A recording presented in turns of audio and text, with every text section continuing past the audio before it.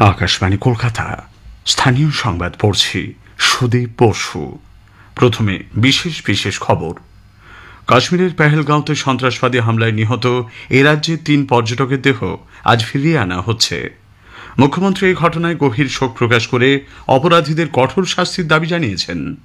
বিভিন্ন রাজনৈতিক দল পেহেলগাঁওতে সন্ত্রাসবাদী হামলার তীব্র নিন্দা করেছে। অযোগ্য বলে চিহ্নিত নন এমন প্রায় ১৫,৫০০ শিক্ষক শিক্ষিকার নামের একটি তালিকা ডিআই অফিসে পাঠিয়েছে শিক্ষা দপ্তর। আগের তালিকা থেকে বাদ পড়েছেন আরও ১৮০৩ জন। রাজ্য সরকার পশ্চিম মেদিনীপুরের গোয়ালতোড়ে ১০০ মেগাওয়াট ক্ষমতা সম্পন্ন আরও একটি সৌর বিদ্যুৎ কেন্দ্র গড়ে তুলবে। কলকাতা হাইকোর্ট শর্ত সাপেক্ষে বিরোধী দলনেতা শুভেন্দু অধিকারীকে ধুলিয়ান যাবার অনুমতি দিয়েছে। দক্ষিণবঙ্গের বিস্তীর্ণ এলাকা জুড়ে আগামী কয়েকদিন তাপপ্রবাহ ও অস্বস্তিকর আবহাওয়া বজায় থাকবে। আসছে বিস্তারিত সংবাদে। কাশ্মীরের পেহেলগাঁওতে গতকালের সন্ত্রাসবাদী হামলায় নিহত এ রাজ্যের ৩ পর্যটকের দেহ আজ ফিরিয়ে আনা হচ্ছে। রাত ৮:৩০ নাগাদ দেহগুলি নিয়ে একটি বিশেষ বিমান কলকাতায় অবতরণ করবে বলে মুখ্যমন্ত্রী মমতা ব্যানার্জি এক্স হ্যান্ডেলে এক বার্তায় জানিয়েছেন। তিনি নিজে সাম্প্রতিক পরিস্থিতির তদারকি করছেন। এছাড়া বরিষ্ঠ আধিকারিকরা বিষয়টির উপর নজরদারি চালাচ্ছেন। দিল্লির রেসিডেন্ট কমিশনারও পরিবারগুলির সঙ্গে নিয়মিত যোগাযোগ রেখে চলেছেন। এই ঘটনায় মুখ্যমন্ত্রী গভীর শোক প্রকাশ করে এর সঙ্গে জড়িতদের কঠোর শাস্তির দাবি জানিয়েছেন। নিহতদের পরিবারকে সমবেদনা জানানোর পাশাপাশি আহতদেরও দ্রুত আরোগ্য কামনা করেছেন তিনি। দীর্ঘক্ষণ ধরে হামলা চললেও নিরাপত্তা বাহিনী তা জানতে পারল না কেন সেই প্রশ্ন তুলেছেন মুখ্যমন্ত্রী। আগেই জানানো হয়েছে জম্মু কাশ্মীরের পেহেলগাঁওয়ে পশ্চিমবঙ্গের ৩ বাসিন্দার মৃত্যু হয়েছে।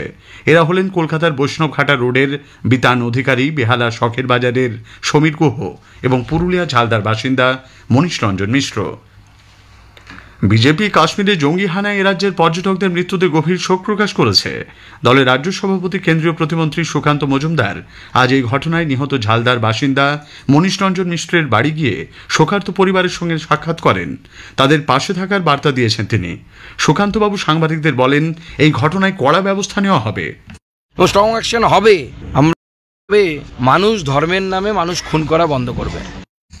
বিরোধী দলনেতা শুভেন্দু অধিকারী নিহত বিতান অধিকারীর স্ত্রীর সঙ্গে টেলিফোনে কথা বলেছেন। মৌলালি থেকে শিয়ালদা পর্যন্ত এক মিছিলে অংশ নেন তিনি।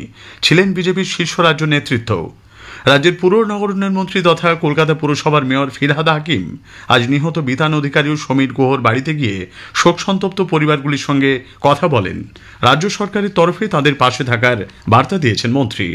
কাশ্মীরে জঙ্গি হানায় পর্যটকদের মৃত্যুর ঘটনার প্রতিবাদে আগামীকাল জেলায় জেলায় মৌন মিছিল করবে যুব তৃণমূল।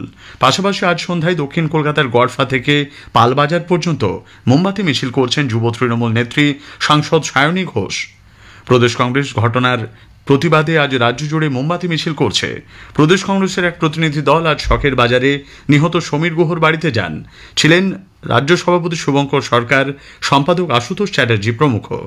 কংগ্রেস নেতা অধীর রঞ্জন চৌধুরী এই ঘটনার পেছনে পাকিস্তানি ষড়যন্ত্র আছে বলে অভিযোগ করেছেন। আমাদের কাছে হোক সন্ত্রাসবাদী, তুমি সন্ত্রাসবাদী, তোমার যোগ্য শাস্তি মৃত্যুদণ্ড। সেই মৃত্যুদণ্ডকে নিশ্চিত করুক ভারতবর্ষের সরকার। সেখানে হাজার হাজার সিকিউরিটি ফোর্সেস আছে।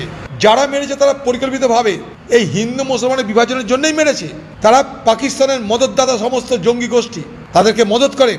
পিছনে আছে চীন। শোক ব্যক্ত করেছে সিপিএম সহ অন্যান্য দলগুলিও।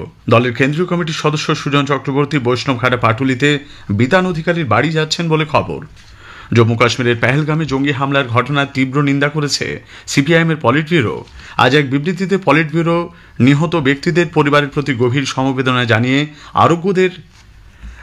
আহতদের দ্রুত আরোগ্য কামনা করেছে। এসইউসিআই কমিউনিস্ট এক বিবৃতি জারি করে পেহেলগামে পর্যটকদের উপর হামলার তীব্র নিন্দা করেছে। বিজেপি সংখ্যালঘু মোর্চা কাশ্মীরে জঙ্গি আক্রমণের কড়া নিন্দা করেছে। কলকাতায় আজ এক সাংবাদিক বৈঠকে মোর্চার জাতীয় সভাপতি জামাল সিদ্দিকী অভিযোগ করেন, প্রতিবেশী রাষ্ট্র পাকিস্তানের মদতে এই আক্রমণ হয়েছে। তিনি বলেন, যেভাবে নাম জিজ্ঞাসা করে হত্যা করা হয়েছে তা অত্যন্ত নিন্দনীয়। হিন্দু ও মুসলমানের মধ্যে বিভাজন করে দেশকে দুর্বল করার যে চক্রান্ত চলছে তাতে কোনো লাভ হবে না বলে তিনি উল্লেখ করেন। কাশ্মীর ঘুরতে গিয়ে উত্তর ২৪ পরগনার বনগাঁর একটি পরিবার আটকে পড়েছে। গত ১৮ এপ্রিল প্রতাপগড়ের বাসিন্দা বিশ্বাস পরিবার কাশ্মীর সহ বেশ কয়েকটি জায়গায় ঘুরতে যান। এলাকায় ওষুধ ব্যবসায়ী হিসেবে তারা পরিচিত। পাঞ্জাব ঘুরে কাশ্মীর পৌঁছলে সেখানে হোটেলে পরিবারটি আটকে পড়েছে বলে খবর। কাশ্মীরে ভয়াবহ জঙ্গি হানায় নিহতদের প্রতি শোক জ্ঞাপন করে বিধানসভার প্রস্তাবিত সাংস্কৃতিক অনুষ্ঠান আজ স্থগিত করা হয়েছে। বিধানসভার প্ল্যাটিনাম জয়ন্তী স্মারক ভবনে আজ West Bengal legislature staff recreation ক্লাবের এই সাংস্কৃতিক অনুষ্ঠানটি হবার কথা ছিল। অযোগ্য বলে চিহ্নিত নন এমন 15,403 জনের নামের তালিকা জেলা স্কুল পরিদর্শকদের কাছে পাঠিয়েছে শিক্ষা দপ্তর। এর আগে 17,206 জন শিক্ষক শিক্ষিকা যোগ্য বলে জানিয়েছিলেন শিক্ষামন্ত্রী ব্রাত্য বসু। তবে এই তালিকার মধ্য থেকে আরও 1,803 জনকে বাদ দিয়ে 15,403 জনের নামের তালিকা শিক্ষা দপ্তর তৈরি করেছে বলে দাবি করেছেন আন্দোলনরত চাকরিহারা শিক্ষকরা। যদিও এই তালিকায় বেশ কয়েকজন যোগ্য শিক্ষকের নাম নেই বলে অভিযোগ করেছেন তারা। 26,000 চাকরি বাতিল সংক্রান্ত আদালত অবমাননার মামলা কলকাতা হাইকোর্ট আদৌ শুনতে পারবে কিনা সেই প্রশ্ন তুলেছে রাজ্যের স্কুল সার্ভিস কমিশন। দুই বিচারপতি দেবাংশু বসাক ও মোহাম্মদ শাব্বার রশিদির ডিভিশন বেঞ্চে আজ এই মামলার শুনানিতে এসএসসির আইনজীবী সপ্তাংশু বসু ও রাজ্য শিক্ষা দপ্তরের আইনজীবী পার্থ সারথী সেনগুপ্ত বলেছেন, সুপ্রিম কোর্ট হাইকোর্টের নির্দেশ সংশোধন করেছে। এছাড়াও সুপ্রিম কোর্টে এখন মামলা বিচারাধীন, সেক্ষেত্রে হাইকোর্টের মামলা শুনানির এখতিয়ার আছে কিনা সে কথা জানতে চেয়েছেন তারা। মুখ্যমন্ত্রী মমতা ব্যানার্জি আজ কলকাতায় একটি বেসরকারি হাসপাতালে ভর্তি রাজ্যপাল ডক্টর সিভি আনন্দ বোসকে দেখতে যান। চিকিৎসকরা রাজ্যপালের স্বাস্থ্যের দিকে 24 ঘন্টা নজর রাখছেন বলে জানিয়ে মুখ্যমন্ত্রী তাঁর দ্রুত আরোগ্য কামনা করেছেন। এবারে স্পটলাইটের বিষয় প্রধানমন্ত্রী মুদ্রা যোজনা 10 বছর। অনুষ্ঠানে অংশ নিচ্ছেন ভারতীয় স্টেট ব্যাংকের অ্যাসিস্ট্যান্ট জেনারেল ম্যানেজার অভিষেক কুমার ও ম্যানেজার সচেত রায়। অনুষ্ঠানটি শোনা যাবে আগামীকাল রাত 8:30টায় সঞ্চয়িতা প্রচার তরঙ্গে। সঞ্চালনায় সন্দীপন দাশগুপ্ত। স্থানীয় সংবাদ শুনছেন আকাশবাণী কলকাতা কেন্দ্র থেকে। পশ্চিম মেদিনীপুরের গোয়ালতোড়ে আরও 100 মেগাওয়াট সৌর বিদ্যুৎ কেন্দ্র তৈরির সিদ্ধান্ত নিয়েছে রাজ্য সরকার। গতকালই মুখ্যমন্ত্রী গোয়ালতোড়ে একটি জার্মান সংস্থার সঙ্গে যৌথ উদ্যোগে 112 মেগাওয়াট বিদ্যুৎ কেন্দ্রের উদ্বোধন করেছেন। আজ রাজ্য মন্ত্রিসভার বৈঠকে আরও 100 মেগাওয়াট ক্ষমতার সৌর বিদ্যুৎ কেন্দ্র তৈরির সিদ্ধান্ত গৃহীত হয়েছে। মন্ত্রিসভার বৈঠকের পর রাজ্যের সেচমন্ত্রী মানস ভূঁইয়া বলেন, পরিবেশ বান্ধব বিদ্যুৎ উৎপাদনে বিশেষ গুরুত্ব দিচ্ছে সরকার, তাই নতুন এই বিদ্যুৎ কেন্দ্র নির্মাণের সিদ্ধান্ত নেওয়া হয়েছে। পশ্চিম মেদিনীপুর জেলার গোয়ালতোড় ব্লকে বিধানসভা আমাদের শ্রীকান্ত মা, ওখানে 112.5 মেগাওয়াটের একটি বিদ্যুৎ সোলার ইস্টার্ন ইন্ডিয়ার সবচেয়ে বড় জার্মান সংস্থা, তারা 80 অর্থ দিয়েছে, আমরা 20। আগামী 30 এপ্রিল দীঘায় প্রস্তাবিত জগন্নাথ মন্দির উদ্বোধনী অনুষ্ঠানকে কেন্দ্র করে 100-ও বেশি সিভিক ভলেন্টিয়ার নিয়োগ করার সিদ্ধান্ত আজ মন্ত্রিসভার বৈঠকে গৃহীত হয়েছে।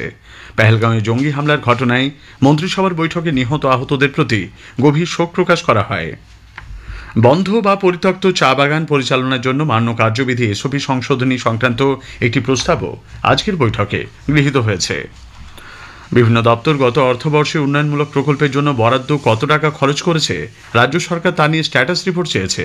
দপ্তরগুলি কোন প্রকল্পে কোন মাসে কত টাকা খরচ করেছে চলতি মাসের মধ্যে বিস্তারিতভাবে সেই রিপোর্ট জমা দেওয়ার জন্য অর্থ দপ্তর নির্দেশ দিয়েছে। বাজেটে বরাদ্দর পরেও কোনো দপ্তর কত টাকা খরচ করতে পারেনি রিপোর্ট জমা দেওয়ার পরে তা খতিয়ে দেখা হবে। কলকাতা হাইকোর্ট শুভেন্দু অধিকারীকে মুর্শিদাবাদে হিংসা কবলিত ধুলিয়ান যাওয়ার অনুমতি দিলেও বেশ কিছু শর্ত আরোপ করেছে।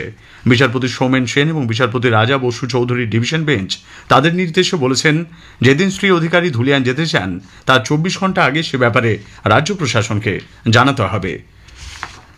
আরজি করে পিজিটি চিকিৎসক তরুণীর খুন ও ধর্ষণের ঘটনায় কলকাতা পুলিশের কেস ডায়েরি, সাক্ষীদের তালিকা, ইনকোয়েস্ট ও ময়নাতদন্ত রিপোর্ট এদিন বিচারপতি তীর্থঙ্কর ঘোষের কাছে জমা পড়েছে।